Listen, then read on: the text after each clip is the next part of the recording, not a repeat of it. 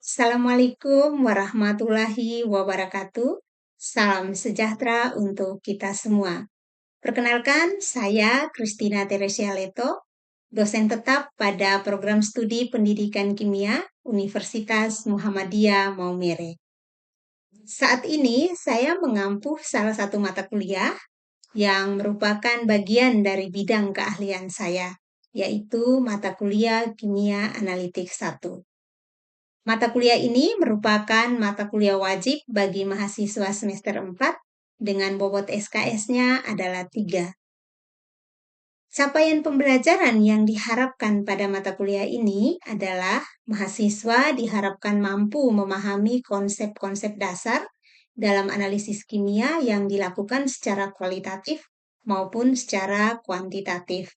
Dan mahasiswa diharapkan mampu memahami metode-metode dasar dalam analisis kimia yang dilakukan secara konvensional.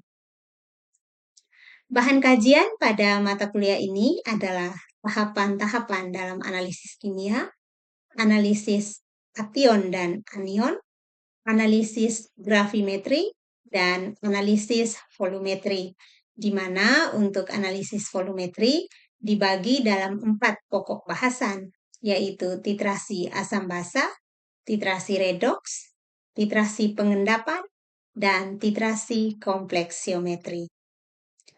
Pembelajaran pada mata kuliah ini saya lakukan secara luring melalui tatap muka di dalam kelas dan secara daring melalui aplikasi Zoom dan Learning Management System pada Universitas Muhammadiyah Maumere.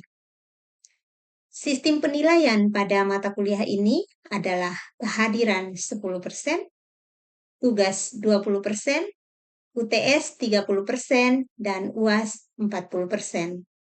Berikut adalah video pembelajaran yang saya lakukan secara daring pada mata kuliah Kimia Analitik 1.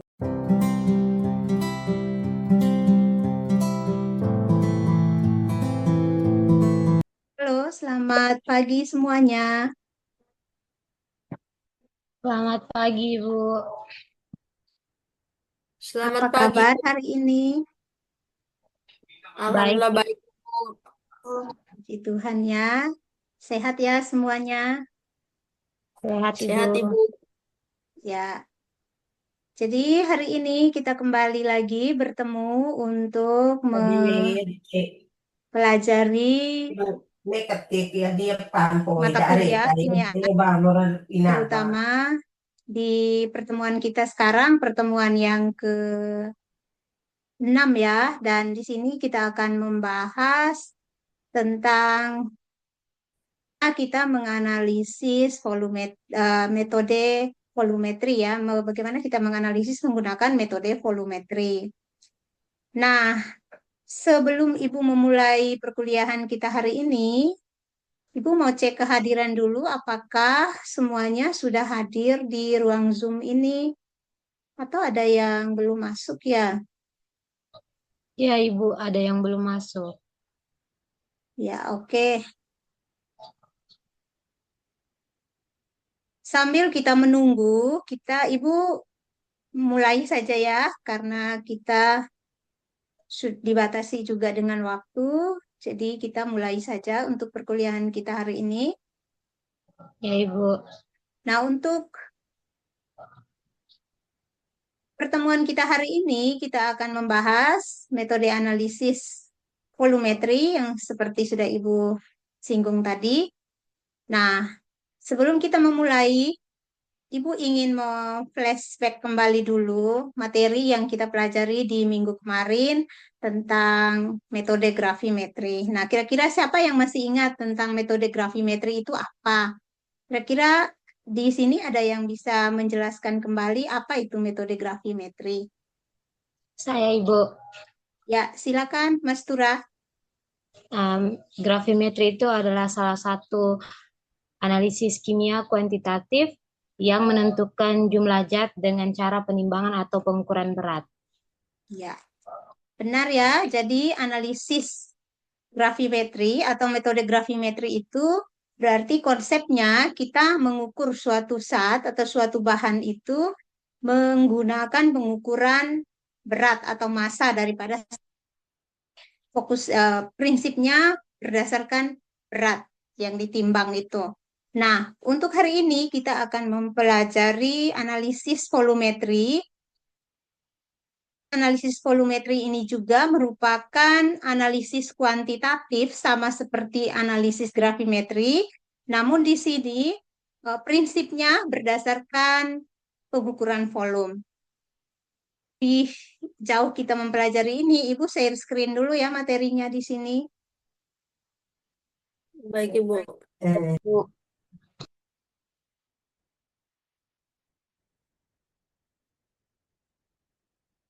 Ya, apakah semuanya sudah bisa melihat materi yang Ibu share di layar?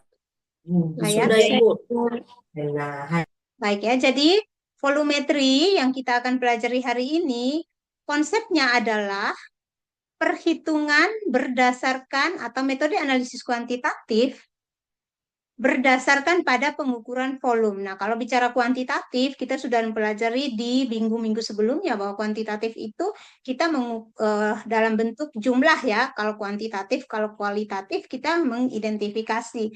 Kalau kuantitatif berarti berkaitan dengan jumlah. Nah, sehingga untuk analisis metode volumetri ini merupakan analisis kuantitatif, salah satu analisis kuantitatif, namun didasarkan pada pengukuran volume. Beda dengan kalau gravimetri yang sudah disampaikan oleh Mas Tura tadi ya.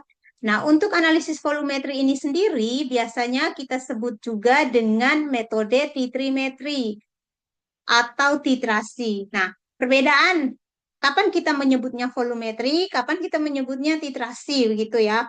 Nah, untuk volumetri ini sendiri adalah metode, sedangkan titrasi itu adalah proses pelaksanaannya. Nah, itu kita biasa menyebutnya dengan titrasi. Kemudian di sini ada juga beberapa istilah yang sering kita pakai pada saat kita melakukan analisis menggunakan metode volumetri. Nah, istilah-istilah tersebut seperti yang pertama larutan standar.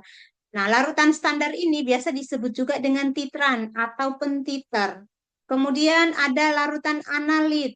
Nah, larutan analit ini adalah sampel yang mau kita hitung, mau kita cari berapa konsentrasinya, mau kita ukur berapa volumenya, ya berapa konsentrasinya daripada sampel tersebut ya. Kemudian indikator. Nah, indikator ini untuk apa?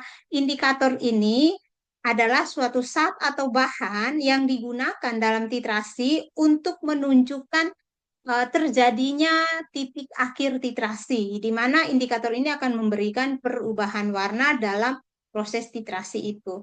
Nah, kemudian ada titik akhir titrasi. Nah, titik akhir titrasi biasanya ditandai dengan perubahan fisik berupa perubahan warna, perubahan endapan, juga perubahan pH. Nah, itu kita akan melihat kalau ada perubahan seperti itu pada saat kita melakukan titrasi, maka itu kita sebut dengan titik akhir titrasi. Nah, kemudian metode analisis volumetri ini juga merupakan metode analisis yang cepat dan aplikatif, sehingga kalau kita mau butuh cepat, salah satu metode yang disarankan ya kita menggunakan analisis volumetri ini. Kita siapkan bahan, tersedia sudah disiapkan semua, maka kita tinggal melakukan titrasi. Nah, kemudian titrasi ini, alat-alat yang digunakan dalam titrasi, seperti Anda lihat di slide, di situ ada statif, ada klem, kemudian ada buret, dan ada Erlenmeyer. Nah, di sini klem dengan statif ya fungsinya untuk menahan buret ya, pastinya. Kemudian ada Erlenmeyer. Nah, Erlenmeyer ini untuk apa? Untuk menampung analit.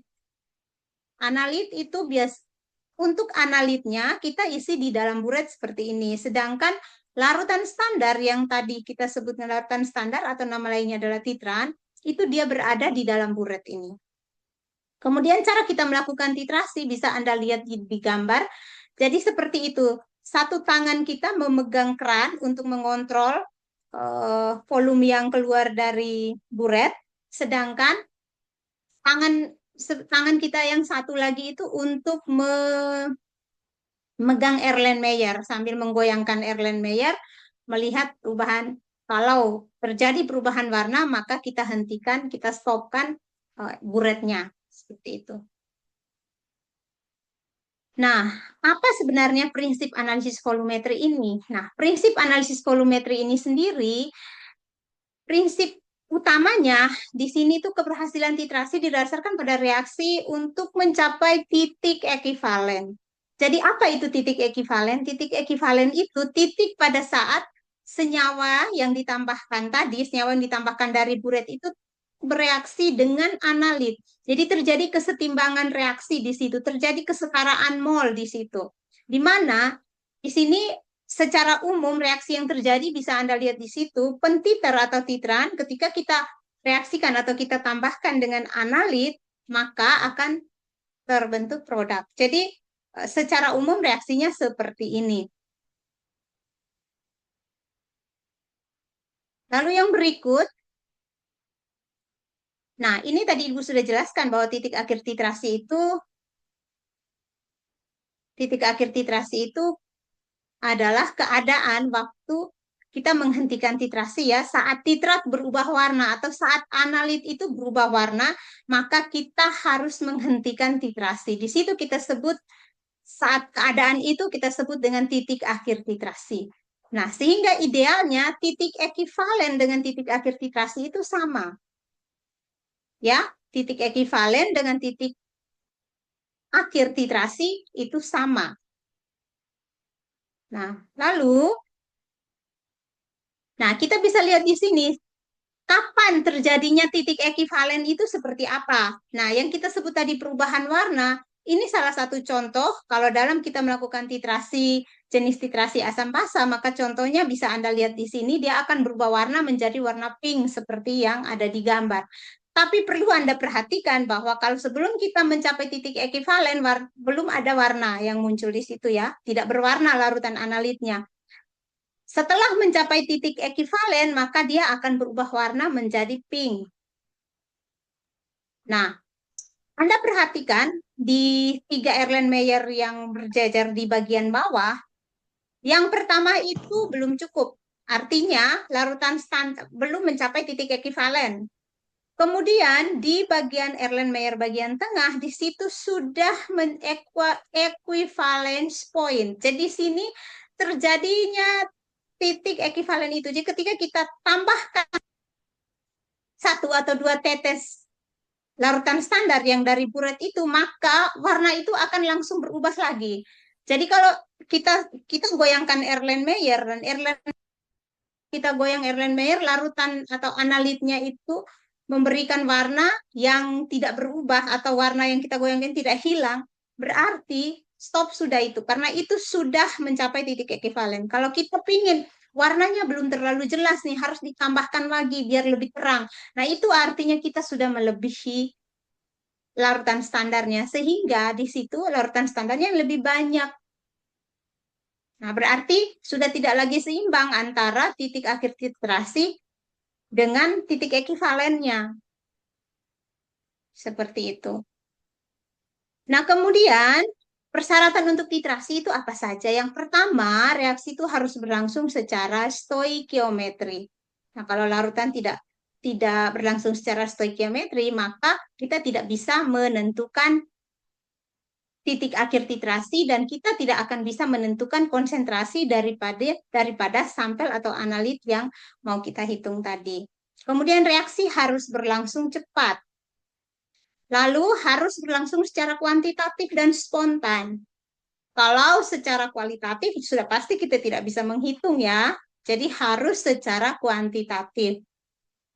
Kemudian harus ada metode yang bisa menunjukkan bahwa telah tercapainya titik ekivalen. Kalau tidak ada sesuatu yang untuk bisa kita tahu bahwa oh ini sudah mencapai titik ekivalen, maka di situ kita tidak tahu kapan terjadinya kapan itu titik akhir ekivalen kapan kita bisa menghentikan titrasi karena tidak ada sesuatu yang memberi petunjuk kepada kita. Sehingga tadi harus ada yang namanya indikator itu. Nah, lalu di dalam larut di dalam metode volumetri ini, seperti tadi di awal slide itu, Ibu sudah menampilkan adanya istilah dalam proses titrasi. Salah satunya itu adalah larutan standar. Larutan standar ini harus ada. Kenapa? Karena larutan standar ini yang akan kita isi di dalam buret. Jadi, di mana kita mengisi larutan standar itu kita isinya di buret. Analitnya ada di Erlenmeyer. Nah, apa itu larutan standar? Nah, larutan standar itu larutan yang sudah kita ketahui konsentrasinya dengan tepat untuk digunakan sebagai pentiter atau titeran tadi. Nah, untuk membuat larutan standar ini memang sangat mudah, tetapi butuh ketelitian dalam membuatnya. Yang pertama, kita harus menimbang senyawa tersebut. Setelah kita menimbang, kita melarutkan dia dengan volume yang tepat sesuai dengan volume yang kita inginkan. Jadi kalau dilarutkan dalam 50 mili atau dalam 100 mili, dan kebutuhan kita ya. Nah, kemudian larutan standar ini sendiri itu dibedakan dalam dua jenis larutan standar. Jadi ada namanya larutan standar primer dan ada larutan standar sekunder. Nah, larutan standar primer itu yang bagaimana? Larutan standar primer itu namanya primer ya, berarti yang utama ya. Tapi dia ini yang paling terbaik, dia yang nomor satu. Maka larutan standar primer ini syaratnya harus bahan tersebut atau senyawa tersebut tuh harus murni. Nah, harus diketahui komposisi kimianya dengan pasti. Kemudian dia harus stabil dalam suhu kamar dan tetap dalam keadaan kering. Lalu yang berikut, reaksi kimia harus berlangsung secara stoikiometri dan memiliki berat ekivalen yang besar. Itu adalah syarat untuk larutan standar primer. Kemudian ada lagi larutan standar sekunder. Sekunder berarti second ya, artinya yang kedua dari yang pertama. Nah, berarti larutan standar sekunder ini juga bisa kita pakai, tetapi syaratnya harus yang bagaimana? Nah, untuk larutan standar sekunder itu dibuat dengan senyawa kimia melalui perkiraan saja karena dia bukan senyawa kimia yang stabil sehingga kita hanya membuatnya dengan perkiraan kita saja. Nah, justru karena dengan perkiraan itu, maka kita perlu memastikan konsentrasinya sebelum kita melakukan titrasi, sehingga kita bisa nanti di hasil akhir kita bisa menghitung berapa konsentrasi. Tujuan akhir kita akan adalah untuk mengukur berapa konsentrasi daripada analit yang analit atau sampel kita tersebut gitu. Sehingga untuk larutan standar sekunder, kalau kita mau menggunakannya, kita perlu melakukan namanya standarisasi lagi. Nah, dengan apa melakukan standarisasi? Dengan larutan standar primer. Jadi larutan standar sekunder, kalau kita mau menggunakannya untuk menjadi larutan standar pada titrasi, maka sebelum kita menggunakan larutan standar sekunder, kita perlu melakukan standarisasi larutan standar sekunder tersebut dengan larutan standar primer. Nah, kemudian teknik kita menentukan titik akhir titrasi itu seperti apa? Yang pertama visual ya, artinya kita melihatnya secara fisik saja tadi dengan mata saat ditentukan ketepatan pentiter dan ketelitian melihat perubahan warna itu. Jadi kita harus benar-benar pasti melihat. Jangan warnanya masih belum terlalu terang, harus kasih tambah lagi. Nah, seperti itu juga perlu diperhatikan. Harus benar-benar teliti. Dan kapan, bagaimana kita menghitung data dari hasil titrasi ya. Nah, untuk menghitung data dari hasil titrasi, maka kita menggunakan rumus ini. V1M1 sama dengan V2M2. Di mana keterangannya Anda bisa baca di situ. V1 itu volume larutan penetrasi. Artinya yang larutan standarnya ya. Kemudian V2 itu larutan yang dititrasi, berarti sampelnya. Kemudian M1 itu konsentrasi larutan penetrasi, berarti konsentrasi larutan standar. M2-nya itu konsentrasi larutan sampel. Nah, dari semua ini yang sudah diketahui yang pasti adalah V1, M1, dan M2. Maka yang kita cari nanti adalah V2-nya. Nah, kemudian di sini ada valensi ya. Kalau misalnya senyawa itu, kita harus menghitung juga dengan valensi larutannya untuk penetrasi maupun untuk yang dititrasi. Nah, seperti ini kira-kira ada yang mau bertanya terkait dengan metode volumetri. Jadi ini pengantar, nanti kita akan membahas lagi jenis-jenis titrasi yang ada 4 jenis titrasi, tetapi Ibu berikan pengantarnya dulu. Kira-kira dari pengantar ini ada yang mau bertanya? Ibu persilakan.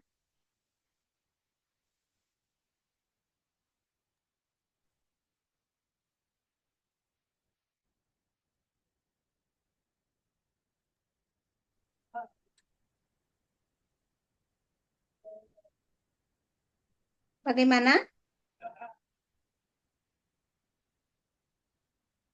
Suaranya kurang jelas.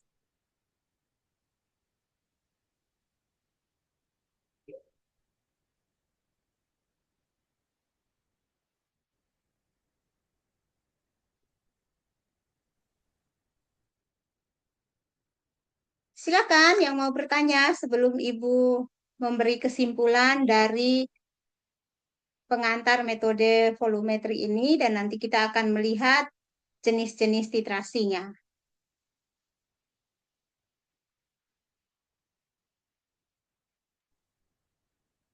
Saya Ibu.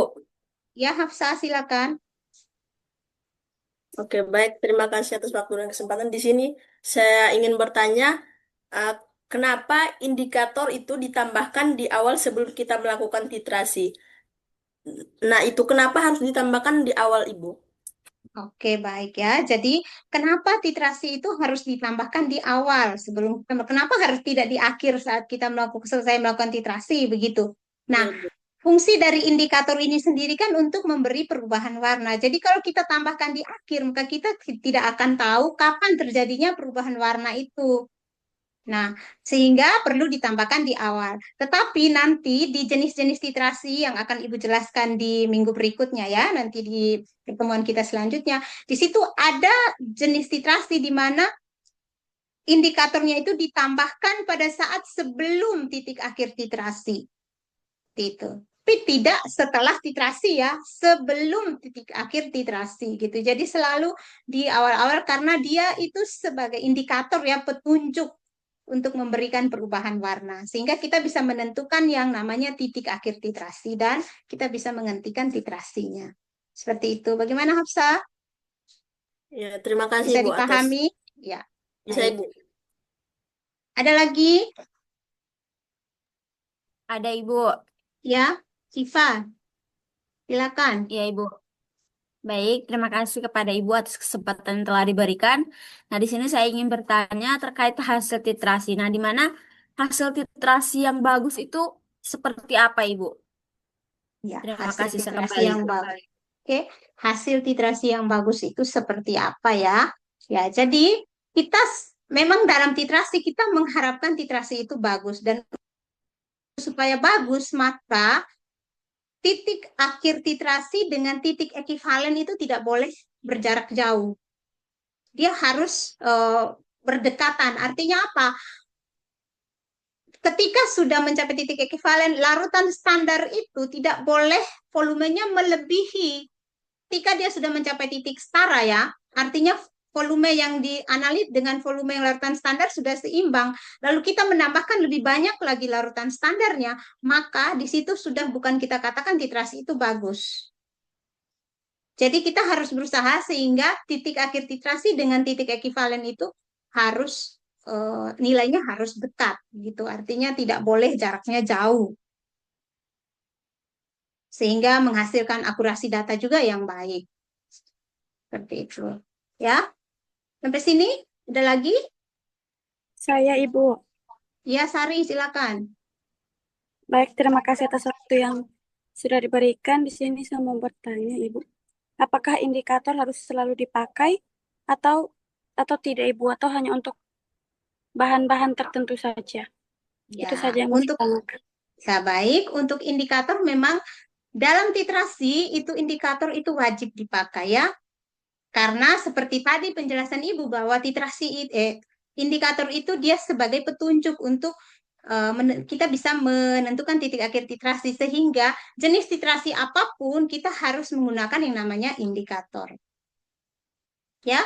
Jadi dalam titrasi harus ada indikator. Begitu Sari, bagaimana? Sudah bisa dimengerti? Bisa, Ibu. Oke, masih ada lagi?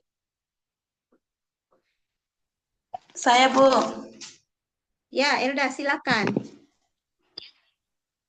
Baik, Ibu, terima kasih atas kesempatan yang diberikan. Saya ingin bertanya, Ibu, untuk menghitung konsentrasi satuan analitnya, Ibu, apakah hanya berupa normalitas atau seperti apa, Ibu? Ya, Terima untuk kasih. konsentrasi analitnya yang kita hitung itu bisa dalam normalitas, dalam molaritas, bisa juga dalam dalam persen persen ya, dalam persen, dalam molaritas, dalam normalitas miligram per liter, itu semua bisa.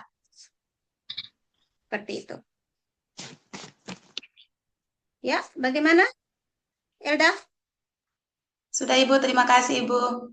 Ya, masih ada lagi?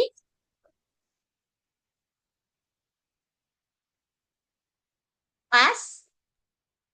Pas, Pas, Ibu. Ibu.